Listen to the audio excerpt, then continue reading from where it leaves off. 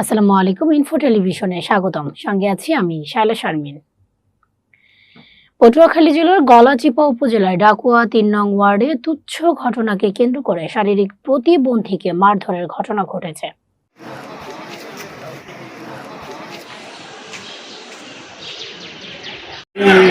ওই যে এটা সমন আছে না, সমন মনে করেন ওই যে আওয়ামী লীগের লোক আছে, হ্যাঁ লাগে কিছুদিন আগে একটা চুরি হয়েছে।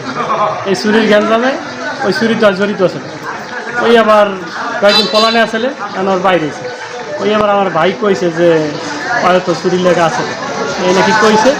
এই লেগে আজকে আর 5-6 জন মিলিয়া এই আমার বাইরে মাঝে ইয়ে আমি বিচার চাই, ঠিক আছে।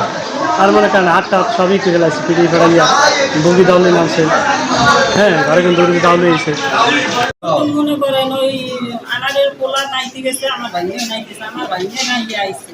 আবার পর দিকে শালা পেশালা আমি আইছি বাড়তে, খবর তুই কইছো পা হয়তো আমি কইনি, আমি আর জানি না কেটা কইছে। হ্যাঁ যে কইছে আমার কথা হ্যাঁ লইয়ে আর কই হ্যাঁ কইতে শালা চলো তুই তো কইছিস, তো বাবা বলে তুই কইছিস করা কেন আমি কইনি, তাই মানুষটা লইয়ে আমি হ্যাঁ মোকাবিলা আমি কইছি না খেলে ফের আমার কোথায় দিয়ে কোন লগি ওই আনারে পোলা লাড়ি দিয়ে পিড়ি নিয়ে শুরু করছে।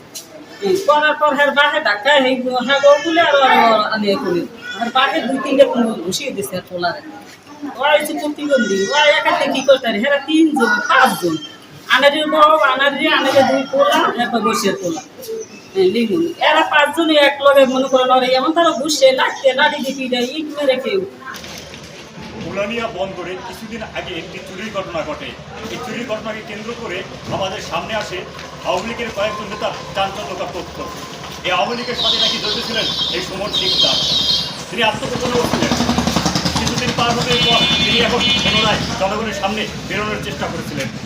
এই কথাকে কেন্দ্র করেই এক প্রতিবন্ধীকে তার গুন্ডা বাহিনী দিয়ে মারধরের চেষ্টা করেন এবং মারধর দেওয়ার পর তিনি এখন গলাচিপা উপজেলা স্বাস্থ্য কমপ্লেক্সে ভর্তি আছেন। পটুয়াখালী জেলা থেকে রাকিব আল হাসান, ইনফো টেলিভিশন। দর্শক, এতক্ষণ ইনফো টেলিভিশনের সাথে থাকার জন্য ধন্যবাদ। নতুন নতুন তথ্য ও সংবাদ পেতে ইনফো টেলিভিশনের সাথেই থাকুন।